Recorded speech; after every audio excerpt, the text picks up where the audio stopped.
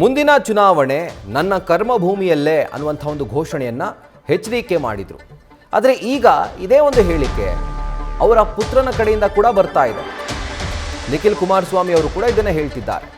So ಹೀಗಾಗಿ ಕರ್ಮಭೂಮಿಯಲ್ಲಿ ಯಾರ ಸ್ಪರ್ಧೆ ಆಗುತ್ತೆ ಅನ್ನುವಂಥದ್ದು JDS ಕಾರ್ಯಕರ್ತರಲ್ಲೇ ಈಗ ಗೊಂದಲ ಮೂಡುವಂತೆ ಮಾಡಿದೆ. ತಂದೆ ಮಗ ಇಬ್ಬರು ಕೂಡ ರಾಮನಗರ ಕ್ಷೇತ್ರವನ್ನೇ ಈಗ ಟಾರ್ಗೆಟ್ ಮಾಡಿಟ್ಕೊಂಡಿರುವಂಥದ್ದು. ದಳಪತಿಗಳ ಹೇಳಿಕೆಗಳಿಂದ ರಾಮನಗರದಲ್ಲಿ ಈಗ ಗೊಂದಲದ ವಾತಾವರಣ ನಿರ್ಮಾಣವಾಗಿದೆ. JDSನ ಕಾರ್ಯಕರ್ತರಿಗೆ ಈಗ ಒಂದು ಗೊಂದಲ ಶುರುವಾಗಿದೆ.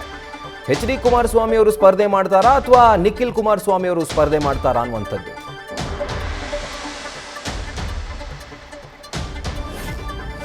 ಇದರ ಕುರಿತಾಗಿ ಡೀಟೇಲ್ಸ್ ಅನ್ನ ಕೊಡ್ತಾರೆ ನಮ್ಮ ಪ್ರತಿನಿಧಿ ಮಂಜುನಾಥ್. ಈಗ ಲೈವ್ ನಲ್ಲಿ ಜಾಯಿನ್ ಆಗ್ತಾ ಇದ್ದಾರೆ. ಮಂಜುನಾಥ್, ಈಗ ಒಂದು ಕಡೆ ಒಂದೇ ಕ್ಷೇತ್ರದ ಮೇಲೆ ಅಪ್ಪ ಮಗ ಇಬ್ರು ಕೂಡ ಕಣ್ಣು ಹಾಕಿದ್ದಾರೆ. ಅಂದ್ರೆ ಭದ್ರಕೋಟೆ, ಹೀಗಾಗಿ ಸೇಫ್ ಗೇಮ್ ಅನ್ನುವಂಥ ಲೆಕ್ಕಾಚಾರ ಇರಬಹುದು. ಬಟ್ ಇಬ್ಬರಲ್ಲಿ ಯಾರು ಸ್ಪರ್ಧೆ ಮಾಡುವಂಥ ಪ್ರಾಬಬಿಲಿಟಿ ಜಾಸ್ತಿ ಇದೆ ಅಂತ, ಯಾಕಂದ್ರೆ ರಾಜ್ಯ ರಾಜಕಾರಣಕ್ಕೆ HD ಕುಮಾರಸ್ವಾಮಿ ಅವರು ರಿಟರ್ನ್ ಆಗೋದು ತುಂಬಾ ಇಂಪಾರ್ಟೆಂಟ್ ಪಕ್ಷದ ಪ್ರಕಾರ, ಪಕ್ಷದ ಹಿತದೃಷ್ಟಿಯಿಂದ.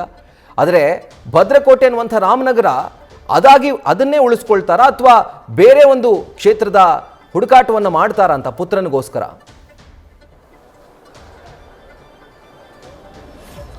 ರಾಹುಲ್, 2028ರ ಚುನಾವಣೆ ಇನ್ನೂ ಕೂಡ 2 ವರ್ಷಗಳ ಕಾಲ ಇದೆ. ಆದರೆ ಈಗಾಗಲೇ ಯಾವ ಕ್ಷೇತ್ರದಲ್ಲಿ ಸ್ಪರ್ಧೆ ಮಾಡಬೇಕು ಅನ್ನೋ ನಿಟ್ಟಿನಲ್ಲಿ ದಳಪತಿಗಳು ಒಂದು ಚಿಂತನೆ ನಡೆಸಿರುವಂಥದ್ದು. ಪ್ರಮುಖವಾಗಿ ಮಾಜಿ ಮುಖ್ಯಮಂತ್ರಿ, ಕೇಂದ್ರ ಸಚಿವರಾಗಿರುವಂಥ HD ಕುಮಾರಸ್ವಾಮಿ ಅವರು ತಮ್ಮ ಕರ್ಮಭೂಮಿ ಏನಿದೆ ರಾಮನಗರ, ಇಲ್ಲೇ ಸ್ಪರ್ಧೆ ಮಾಡ್ತೇನೆ, ರಾಜ್ಯ ರಾಜಕಾರಣಕ್ಕೆ ವಾಪಸ್ ಬರ್ತೇನೆ ಅನ್ನೋ ಮಾತನ್ನು ಕಳೆದ ವಾರ ಸ್ಪಷ್ಟವಾಗಿ ರಾಮನಗರದಲ್ಲೇ ಹೇಳಿರುವಂಥದ್ದು. ಆದರೆ ಇನ್ನೊಂದು ಕಡೆ ನಿಖಿಲ್ ಕುಮಾರಸ್ವಾಮಿ ಅವರು ಕಳೆದ 3 ದಿನಗಳ ಹಿಂದೆ ಚಿಕ್ಕಮಗಳೂರಿನಲ್ಲಿ ಏನು ತಾವು ಎಲ್ಲ ಅಂದರೆ ರಾಜ್ಯದ ಬೇರೆ ಬೇರೆ ಕ್ಷೇತ್ರಗಳಲ್ಲಿ ಸ್ಪರ್ಧೆ ಮಾಡ್ತಾರೆ ಅನ್ನೋ ಒಂದು ಚರ್ಚೆ ಆಗ್ತಿದೆ. ಅದಕ್ಕೆ ಸ್ಪಷ್ಟನೆ ಕೊಡುವಂಥ ಕೆಲಸವನ್ನು ಮಾಡಿದ್ರು.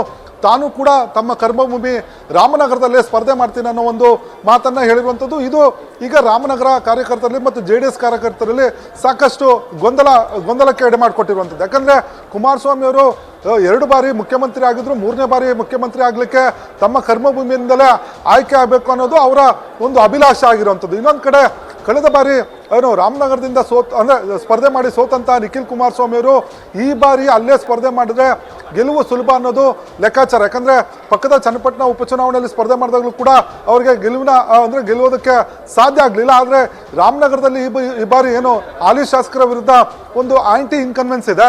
ಹಾಗಾಗಿ ಅಲ್ಲಿ ಸ್ಪರ್ಧೆ ಮಾಡಿದ್ರೆ ನನಗೆ ಗೆಲ್ಲೋದಕ್ಕೆ ಒಂದು ಉತ್ತಮವಾದಂಥ ವಾತಾವರಣ ಇದೆ ಅನ್ನೋದು ನಿಖಿಲ್ ಅವರ ಒಂದು ಪ್ಲಾನ್ ಆಗಿರುವಂಥದ್ದು. ಆದರೆ ಈಗ ತಂದೆ ಮಕ್ಕಳ ಇಬ್ಬರು ಕೂಡ ಒಂದೇ ಕ್ಷೇತ್ರದ ಮೇಲೆ ಕಣ್ಣಿಟ್ಟಿರೋದ್ರಿಂದ ಸಾಕಷ್ಟು ಗೊಂದಲಗಳು ಕೂಡ ಆಗ್ತಾ ಇರುವಂಥದ್ದು. ಯಾಕಂದರೆ ನಿಖಿಲ್ ಅವರ ರಾಜಕೀಯ ಭವಿಷ್ಯವನ್ನು ರೂಪಿಸಬೇಕಾದಂಥ ಜವಾಬ್ದಾರಿ ಕುಮಾರಸ್ವಾಮಿ ಅವರ ಮೇಲೆ ಕೂಡ ಇರುವಂಥದ್ದು. ಹಾಗಾಗಿ ಪುತ್ರನಿಗಾಗಿ ತಮ್ಮ ಏನು ಕರ್ಮಭೂಮಿ ರಾಮನಗರದಿಂದ ಸ್ಪರ್ಧೆ ಪುತ್ರನಿಗೆ ಬಿಟ್ಕೊಡ್ತಾರಾ ಅಥವಾ ಇವರು ಕುಮಾರಸ್ವಾಮಿ ಅವರು ಸ್ಪರ್ಧೆ ಮಾಡಿ ಪುತ್ರನಿಗೆ ಬೇರೊಂದು ಕ್ಷೇತ್ರವನ್ನು ಹುಡುಕ್ತಾರ ಅನ್ನೋ ಪ್ರಶ್ನೆಗಳು ಈಗ ಸಾಕಷ್ಟು ಕುತೂಹಲ ಕೇಳಿಸಿರುವಂಥದ್ದು.